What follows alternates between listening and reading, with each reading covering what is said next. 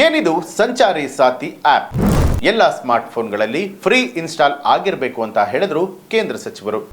ಹಾಗಿದ್ರೆ ಸಂಚಾರಿ ಸಾಥ್ ಆಪ್ನಲ್ಲಿ ಏನಿರುತ್ತೆ, ಏನಿದು ವಿಚಾರ? ಎನ್ಸಿಐಬಿ ಟೈಮ್ಸ್ ಮೀಡಿಯಾಗೆ ಸ್ವಾಗತ. ನಾನು ದರ್ಶನ್ ಹುಣಸೂರು. ಭಾರತದಲ್ಲಿ ಮಾರಾಟಕ್ಕೆ ತಯಾರಿಸಲಾದಂತಹ ಅಥವಾ ಆಮದು ಮಾಡಿಕೊಳ್ಳುವಂತಹ ಎಲ್ಲ ಹೊಸ ಮೊಬೈಲ್ ಹ್ಯಾಂಡ್ಸೆಟ್ಗಳಲ್ಲಿ ಸಂಚಾರಿ ಸಾಥಿ ಅಪ್ಲಿಕೇಶನ್ ಅನ್ನ ಪ್ರೀ ಇನ್ಸ್ಟಾಲ್ ಮಾಡಿಕೊಂಡಿರಬೇಕು ಅಂತ ಹೇಳಿ ದೂರಸಂಪರ್ಕ ಇಲಾಖೆ ಕಡ್ಡಾಯಗೊಳಿಸಿದೆ. ಸೋಮವಾರ ಎಲ್ಲ ಮೂಲ ಸಲಕರಣೆಗಳ ತಯಾರಕರು ಹಾಗೆ ಆಮದುದಾರರಿಗೆ ಈ ಒಂದು ನಿರ್ದೇಶನವನ್ನ ಕೊಡಲಾಗಿರುವಂಥದ್ದು. ಸಂಚಾರಿ ಸಾಥಿ ಆಪ್ನಲ್ಲಿ ಏನಿರುತ್ತೆ, ಹಾಗಂದ್ರೆ ಏನು ಅಂತ ನೋಡೋದಾದ್ರೆ, ಮೇ 2023ರಲ್ಲಿ ಸ್ಥಾಪಿಸಲಾದಂತಹ ಈ ಒಂದು ಪೋರ್ಟಲ್ ಕಳೆದು ಹೋದ ಮೊಬೈಲ್ ಫೋನ್ಗಳು ಮತ್ತು ದುರುದ್ದೇಶಪೂರಿತ ವೆಬ್ ಲಿಂಕ್ಗಳನ್ನು ವರದಿ ಮಾಡೋದಕ್ಕೆ ಮತ್ತು ನಿರ್ಬಂಧವನ್ನ ಮಾಡೋದಕ್ಕೆ ಅನುಮೋದಿಸಲಾಗುತ್ತೆ. ಇದು ಯೂಸರ್ ಹೆಸರಿನಲ್ಲಿರುವಂತಹ ಮೊಬೈಲ್ ಸಂಪರ್ಕದ ಸಂಖ್ಯೆಯನ್ನ ತಿಳಿದುಕೊಳ್ಳೋದಕ್ಕೆ ಮತ್ತು ಬ್ಯಾಂಕುಗಳು ಹಾಗೆ ಹಣಕಾಸು ಸಂಸ್ಥೆಗಳ ವಿಶ್ವಾಸಾರ್ಹ ಸಂಪರ್ಕ ವಿವರಗಳನ್ನು ಪರಿಶೀಲನೆ ಮಾಡೋದಕ್ಕೆ ಸಹಾಯವನ್ನ ಮಾಡುತ್ತೆ. ಈ ಒಂದು ಅಪ್ಲಿಕೇಶನ್ ವಂಚನೆಯ ವರದಿ ಮಾಡುವಿಕೆಯನ್ನ ಸುಲಭಗೊಳಿಸುತ್ತೆ ಅಂತ ಹೇಳಿ ಡಿಒಟಿ ಅಧಿಕಾರಿಯೊಬ್ಬರು ತಿಳಿಸಿದ್ದಾರೆ. ಇದೀಗ ವರದಿ ಮಾಡುವಂತಹ ಸಮಯ ಬದಲಾಗ್ತಾ ಇದೆ. ಯಾಕೆಂದ್ರೆ ಬಳಕೆದಾರರು ವಂಚನೆ ಅಥವಾ ಕದ್ದ ಮೊಬೈಲ್ ಫೋನ್ಗಳನ್ನ ವರದಿ ಮಾಡೋದಕ್ಕೆ ವೆಬ್ಸೈಟ್ಗೆ ಹೋಗಬೇಕಾಗುತ್ತೆ ಅಂತ ಹೇಳಿ ತಿಳಿಸಿದರು. ಅಪ್ಲಿಕೇಶನ್ ಮೂಲಕವಾಗಿ ವಂಚನೆಗಳನ್ನ ವರದಿ ಮಾಡುವಂತದರ ಕುರಿತಾಗಿ ಅಧಿಕಾರಿಗಳು ಪೋರ್ಟಲ್ ಸಾಕಷ್ಟು ಮುಂದುವರೆದಿದೆ. ಜೊತೆಗೆ ಬಳಕೆದಾರರು ತಮ್ಮ IMEI ಸಂಖ್ಯೆಯನ್ನ ನೆನಪಿನಲ್ಲಿ ಇಟ್ಟುಕೊಳ್ಳುವಂತಹ ಅಗತ್ಯವೂ ಕೂಡ ಇರೋದಿಲ್ಲ ಅಂತ ತಿಳಿಸಿದ್ದಾರೆ.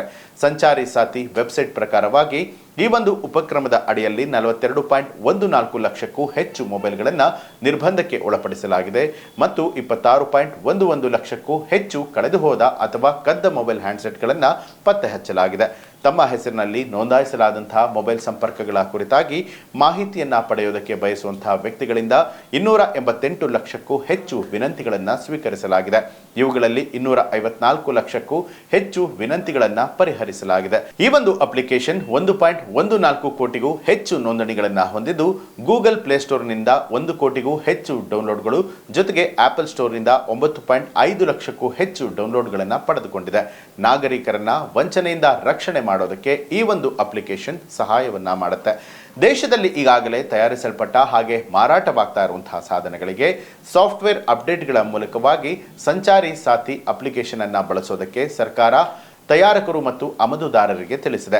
ನಾಗರಿಕರು ಅಸಲಿ ಹ್ಯಾಂಡ್ಸೆಟ್ಗಳನ್ನು ಖರೀದಿಸದಂತೆ ರಕ್ಷಣೆಯನ್ನ ಮಾಡೋದಕ್ಕೆ, ದೂರಸಂಪರ್ಕ ಸಂಪನ್ಮೂಲಗಳ ಶಂಕಿತ ದುರುಪಯೋಗವನ್ನು ಸುಲಭವಾಗಿ ವರದಿ ಮಾಡೋದಕ್ಕೆ ಮತ್ತು ಸಂಚಾರಿ ಸಾಥಿ ಉಪಕ್ರಮದ ಪರಿಣಾಮಕಾರಿತ್ವವನ್ನು ಹೆಚ್ಚಳ ಮಾಡೋದಕ್ಕೆ ಈ ಒಂದು ಕ್ರಮವನ್ನು ಕೈಗೊಳ್ಳಲಾಗಿದೆ ಅಂತ ಹೇಳಿ ದೂರಸಂಪರ್ಕ ಇಲಾಖೆ ತಿಳಿಸಿರುವಂಥದ್ದು. ಇನ್ನು ಈ ಹಿಂದಿನ ವರದಿಗಳ ಪ್ರಕಾರವಾಗಿ ಆಪಲ್, ಓಪ್ಪೋ, ವಿವೋ, ಶಿಯೋಮಿ ಮತ್ತು ಸ್ಯಾಮ್ಸಂಗ್ ಸೇರಿದಂತೆ OEMಗಳು ಈ ಅವಶ್ಯಕತೆಯನ್ನು ಪೂರೈಸೋದಕ್ಕೆ 90 ದಿನಗಳ ಕಾಲಾವಕಾಶ ಇರುತ್ತೆ. ಇದಕ್ಕಾಗಿ ಅನುಸರಣಾ ವರದಿಯನ್ನ 120 ದಿನಗಳಲ್ಲಿ ಸಲ್ಲಿಸಬೇಕು ಅಂತ ಹೇಳಿ ಸರ್ಕಾರ ತಿಳಿಸಿರುವಂಥದ್ದು.